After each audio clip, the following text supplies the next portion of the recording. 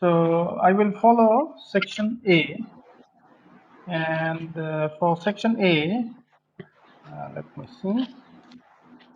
Just a moment. This class, I have one class, section E, semester 4.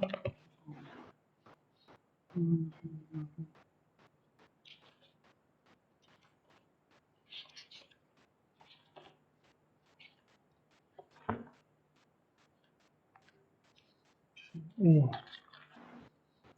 section A. So I have a Thursday class starting from 1 to 2. That is this class. Okay. And then I have the next class tomorrow, Friday. That will be from 9:15 to 10:15. So please mark it on your timetable as well. Okay. Hello. Yeah. Yes, Yeah. Am I audible clearly? yes, sir. Okay. Good. So uh, before we actually start, I would like to ask you a few things. Uh, I don't know. Maybe we haven't have a chance to meet in the physical mode. Uh, by that time, the situation has worsened. Then we had to change into this online mode. Anyway, our normal conversation platform will be in this Cisco WebEx. Okay. So one of the reasons why we are choosing Cisco is this actually can be operated in a low bandwidth as well. And from the point of security, this is better secured than the other platforms which are available. For that reason, I will ask all of you to download the Cisco WebEx app and then install it in your computers or in your mobiles, wherever. But preferably, if you use a laptop, I think this is better for the conversation. And for that, you need to have a dedicated um, line network. If you have landline, it is better. Otherwise, you can use or you have to use all this mobile phone services. Okay, maybe Geo. Geo is a better option. Uh, Normally, for a two-credit course, uh, as I told you once in the class, that it has to have three components: a lecture component, tutorial, and a practical. Since in this particular subject we do not have a we do not have a practical component, and we have only the lecture component here. So that means for a two-credit course, there will be two classes per week, and then each class will be of 1 hour. Okay, that is the prescribed format. So that is why we have two classes of disaster preparedness planning management uh, each week. And then first class will be on Thursday like this after the lunch from 1:15, and then tomorrow from 9:15. Normally the classes have to be of 1 hour, but because of the restriction given by Cisco, we will continue with 45 minutes as we are using the free service of Cisco. Okay, so it's around 45 minutes to 50 minutes around that time. And then I will take your attendances in each of the class by asking you to fill up one Google form. Maybe I can give it after the class hours or during the class hours. Uh, I will share you the link, okay, in order to fill up your attendances. So each attendance of your attendances, you please fill up the form. There itself, you will see the sections as your names and your full enrollment number. So in the space where it is said enrollment number, give the full and complete enrollment number correctly. whatever is your enrollment number. Okay, some of you were lateral students, then with those students you have a L. So ATTU 19, um, suppose whatever is the year slash, then your, if there is a lateral student, you have an L. And then is write the correct enrollment number.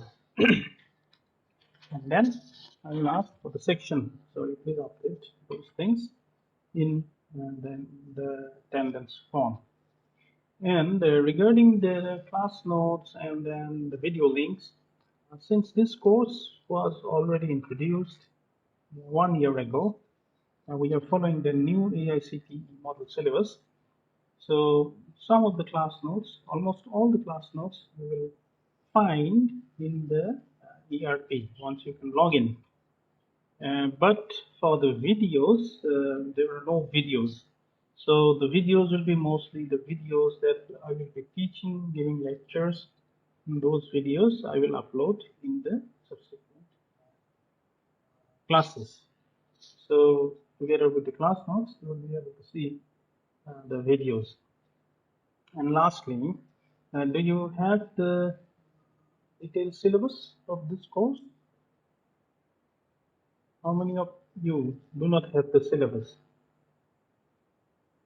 Is there anyone who doesn't have the syllabus? Here? Can you hear me? Hello? Hello? Yes, sir. I don't have this. Okay. So, regarding the syllabus, I will share the syllabus in your WhatsApp group. Then it will be easy for you to follow the class lectures. Okay? So normally we have 5 modules. Each of these modules you will see in the detailed syllabus. But before we start this class, rather than going directly to the course content, I want to know how many of you really do have an interest in knowing what disasters are and their consequences in the modern world. So, do you think disasters, or to know about disasters nowadays, it is important? Do you think?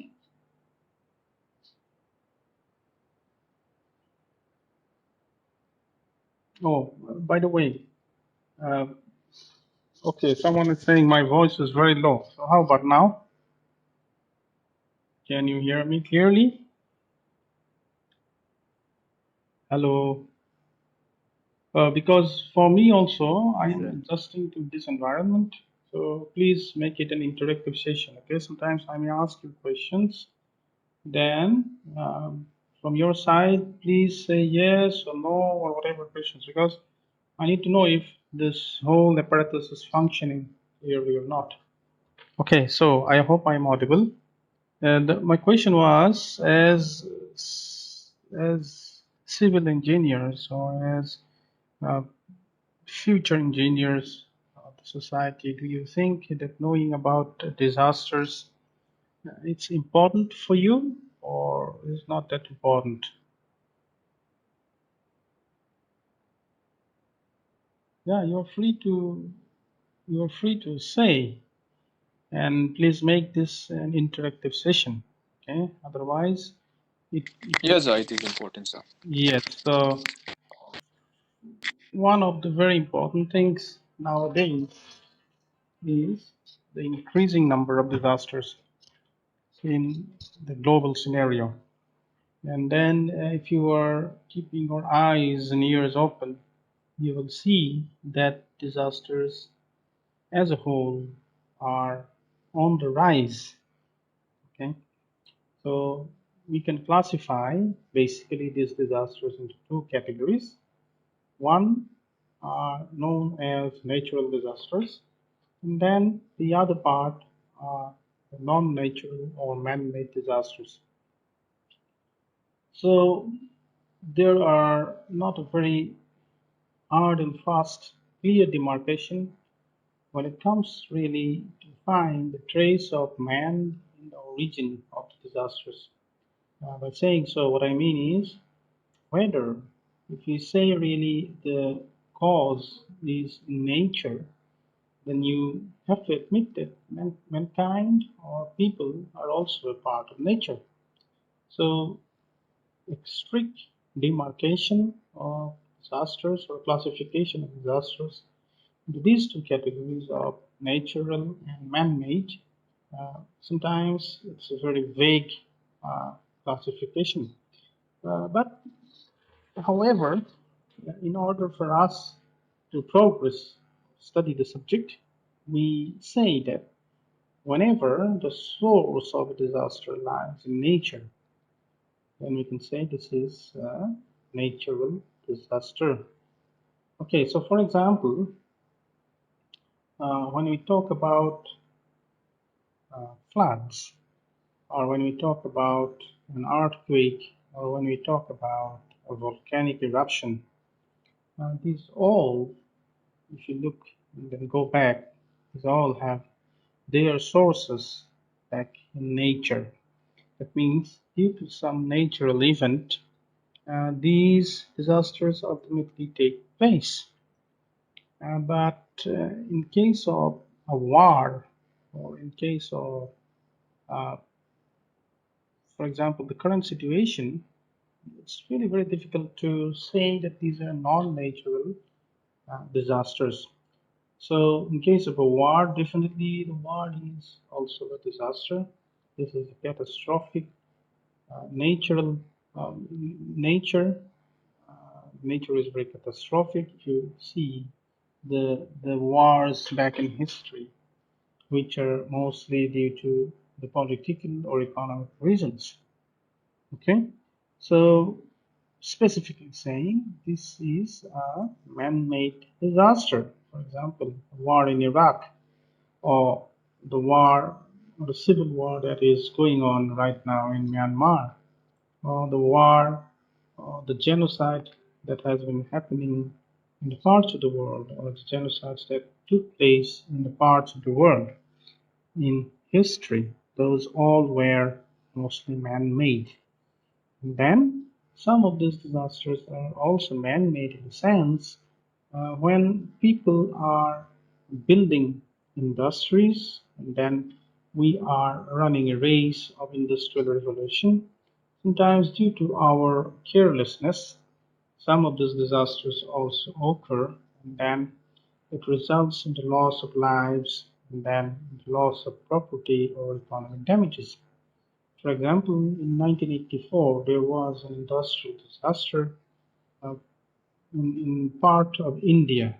I don't know. Do you probably are not born by that time, but even then, can you tell me the name or the place where this disaster took place?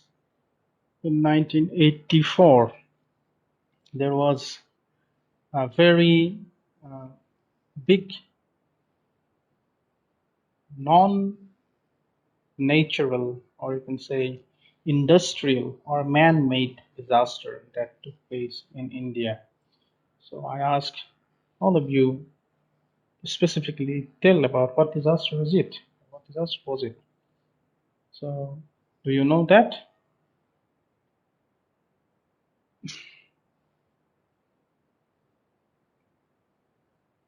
Hmm.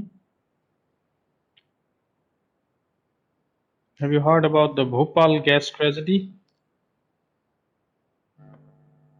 Sir. Huh? Yes or no? Yes? Yeah. So, Yes, sir. so Bhopal, in the state of Bhopal, that is in western part of India, there was in 1984 uh, carelessness by some industries, then this resulted leakage of some of the deadly uh, gases into the atmosphere, and then people around those industries and that industries were um, actually those people lost their lives, and then not only human beings but also many animals, and then the waters were polluted. People couldn't use uh, land for cultivation for many years, and that happened in Bhopal. The name of the company was Union Carbide. So that was an example of a man-made or an industrial disaster. So what I was saying is that disasters are basically categorized into two categories. One is a man-made disaster, for example, the Bhopal gas tragedy. Then the other one is a natural disaster, like the disaster of floods that most often or every year that occurs in Assam. Uh, this is based on the origin of the disaster, when the origin of the disaster is not directly responsible by man, a people, a human, is known as a natural disaster. Uh, Floods mostly are into these categories, but even within the floods, there are different examples or different classifications of floods. For example, as a civil engineer, or if you go into your higher semesters, you will have to take up subjects such as flood management, river training. Then you will know that flood has also different categories.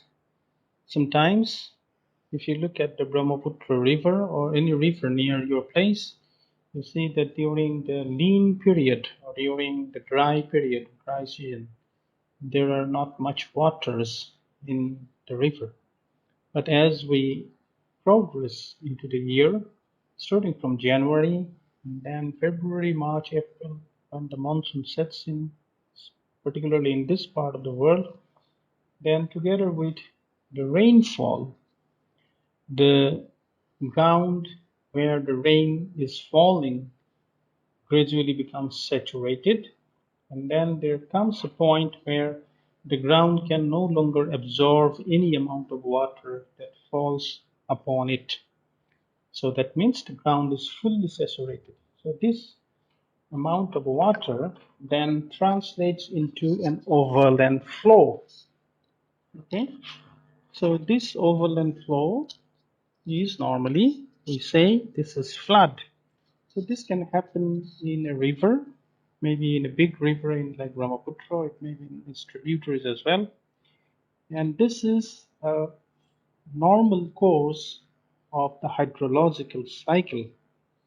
So we call this kind of floods as the seasonal or the riverine floods, where when the monsoon sets in, the the basin or the area where the river is there cannot normally absorb any excess amount of water. The soil becomes saturated, and then whatever extra amount of rainfall happens on these lands, these rains are translated into an overland flow, and this is flood.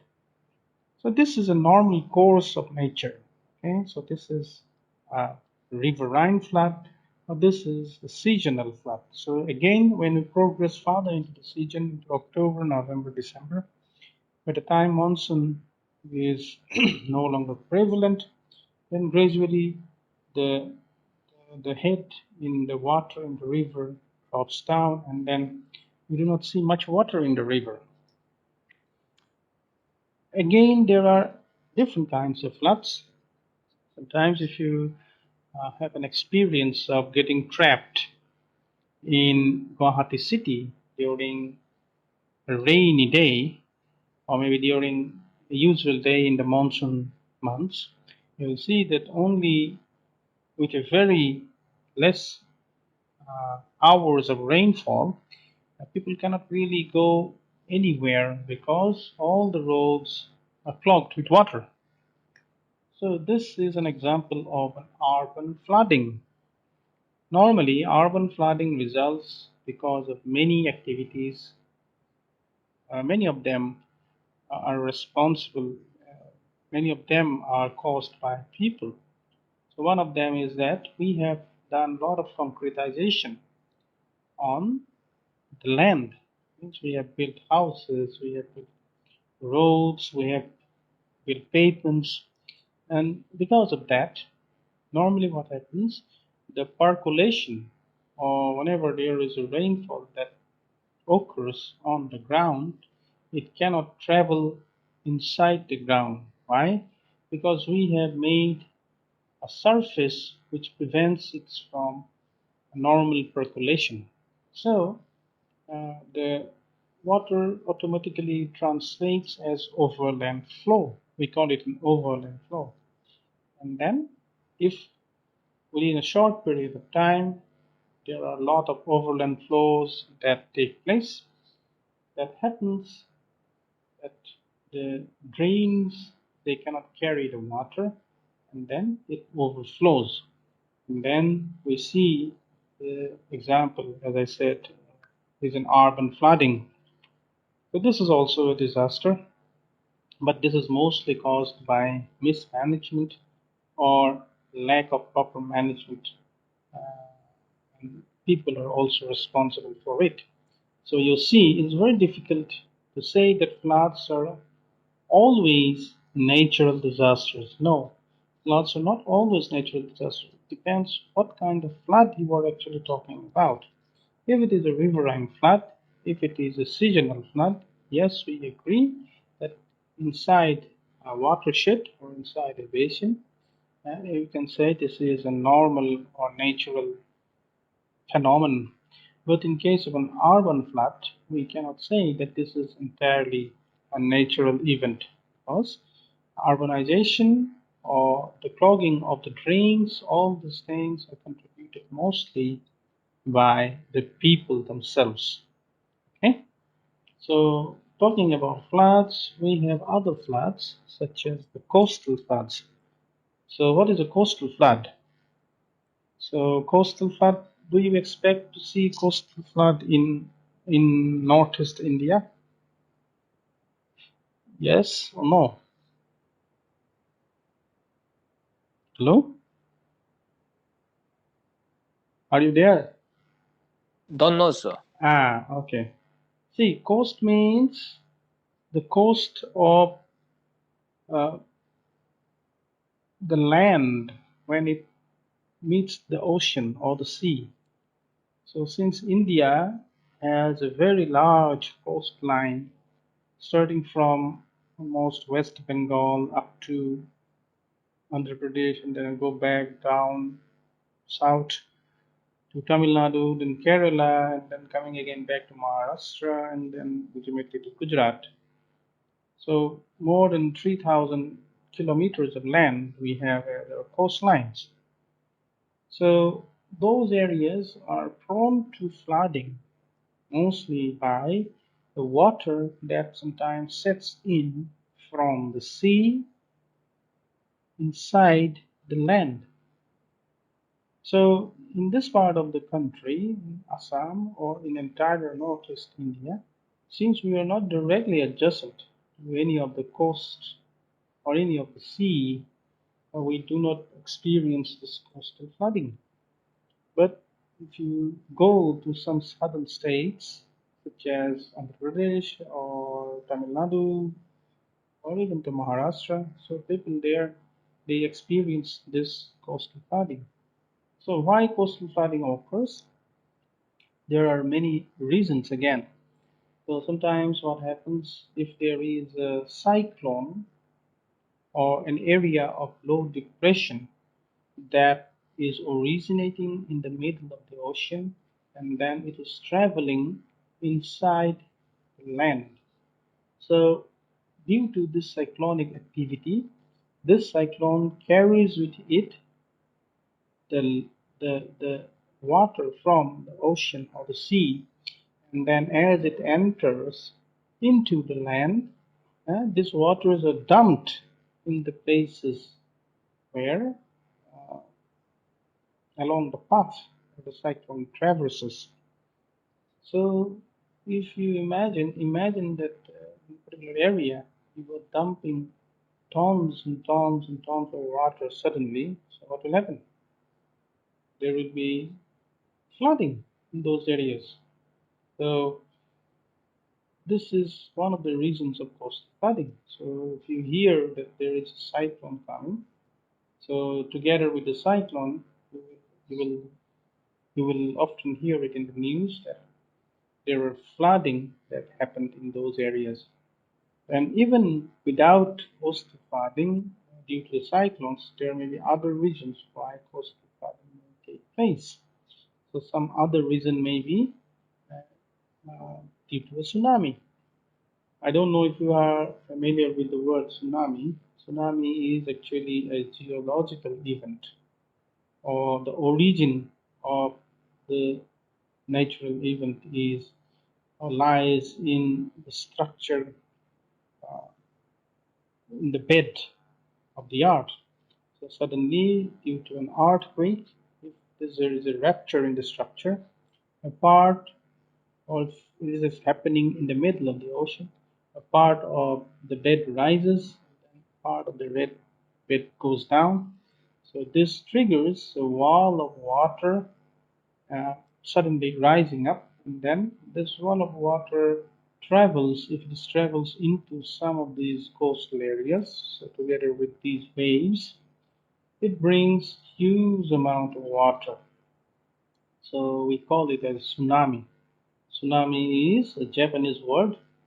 So there are two words. One is tsunami. Okay, so this the English translation uh, applies as it's a harbor wave.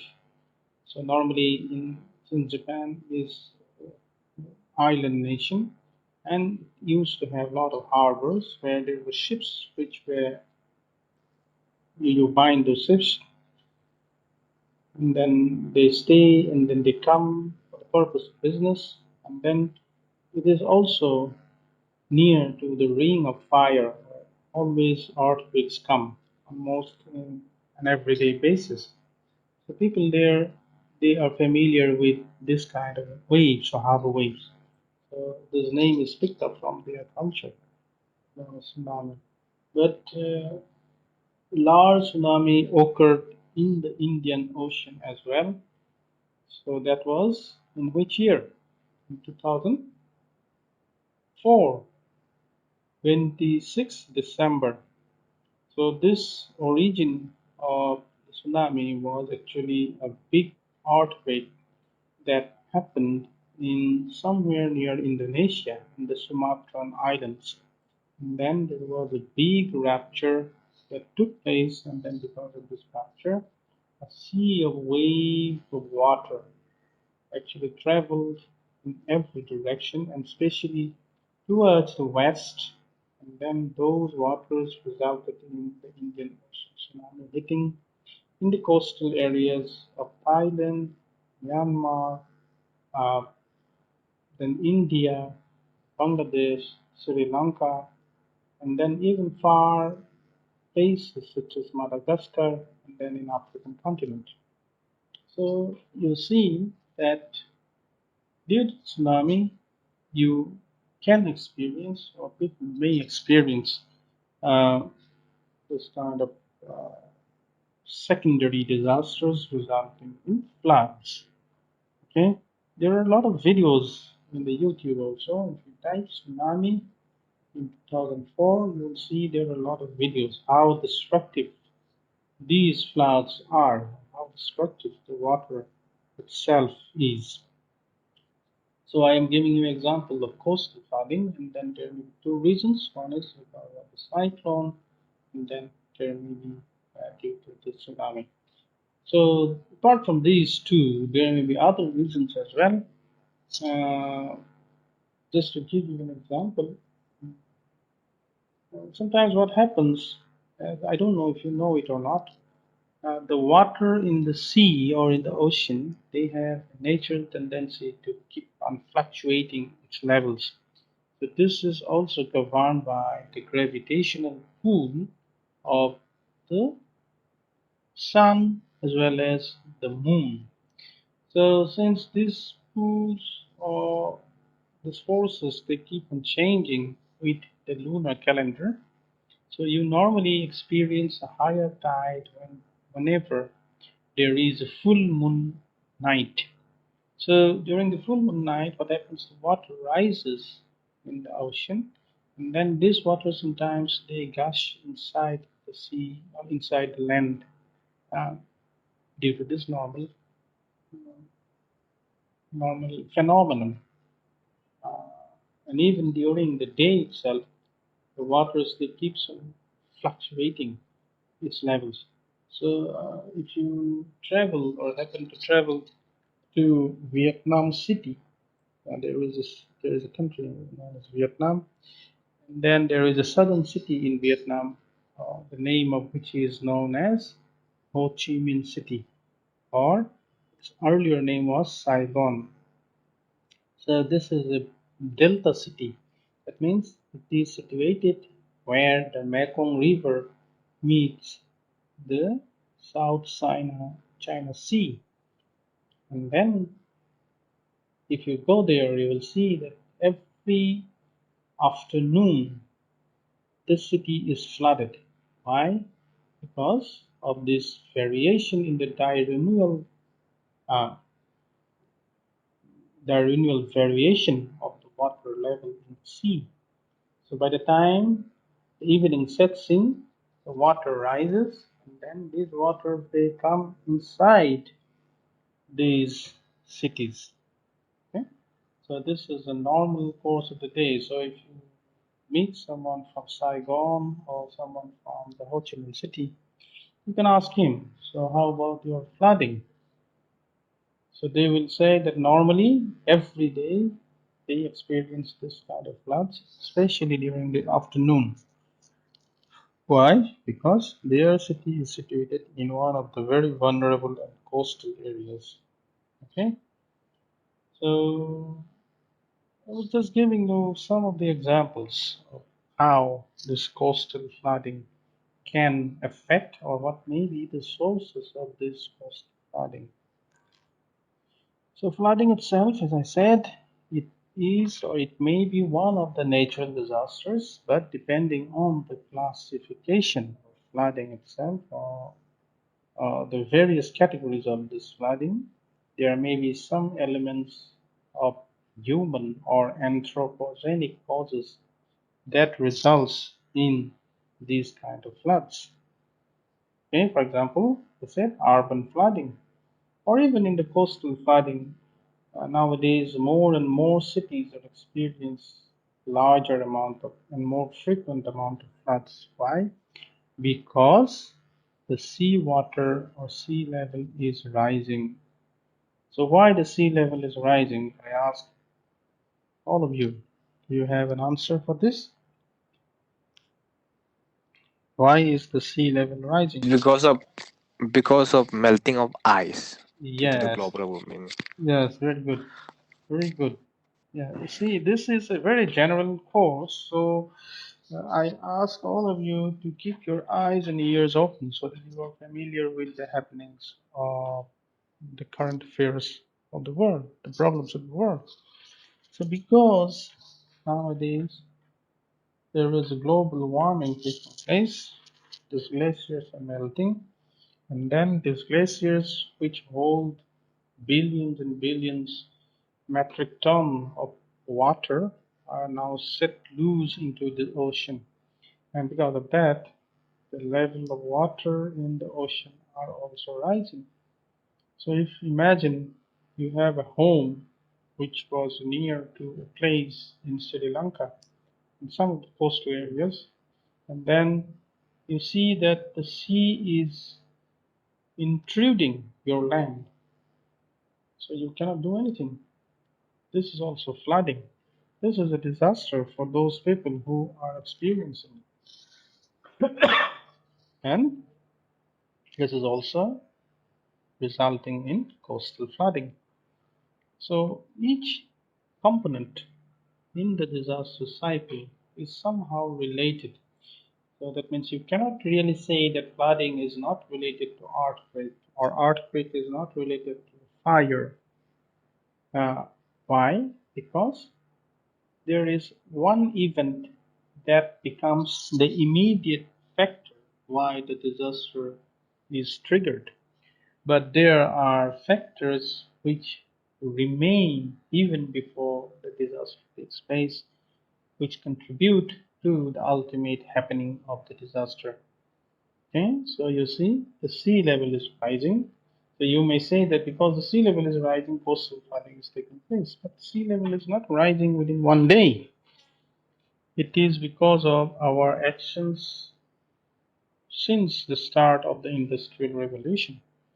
So all industries which were ultimately people built during 18th century, and then all those industries which were using fossil fuel, they were releasing carbon dioxide and other gases into the atmosphere, and ultimately these gases were acting as how to say a barrier for these greenhouses to escape, and as a result, the average temperature of the globe started to rise. Since the average temperature started to rise, the glaciers cannot withstand this variation of the temperature, and then they started to release the water. So you see, all in almost every disaster, there is linkage with some activities earlier from that period, and many of these activities actually nowadays are related to anthropogenic causes, that means man made causes. So even then, you see that seawater is rising. That is not direct intervention of people, but ultimately, if you investigate, you will see that it is also due to the contribution of people. So with this, I will just say that today's class is just a very introductory class um, for you to start with. And then, as we progress, we will try to discuss the current disasters that actually is happening in the places around the world, including many of these uh, non-natural disasters, because you cannot really demarcate a non-natural disaster and then just try to understand how disaster management planning without really discussing this part. So even then, mostly we are going to confine our discussion to the natural disasters. There will be times when we will be just surfing the non-natural disasters. And then there are a lot of nowadays advancements in the technological field where the study of disaster management is also becoming very easy. And then we see a global bird's eye picture into the various causes and the consequences of disasters. Okay, so let us stop for the time being, and then if you want to ask me any questions, you're free to do it. And then I will share you the link in the WhatsApp group, because right now my machine is having some problem. I cannot really share you the link here. There itself, you whoever was present here today, you fill up the form for attendance. Okay. Yes. So do you have a Sir. question? Yes. Sir, thank you, sir. Do you have a question? So if not, then we can wrap it up. Okay. Okay then. Sir. Thank you. So tomorrow, 9:15. Okay. See you there.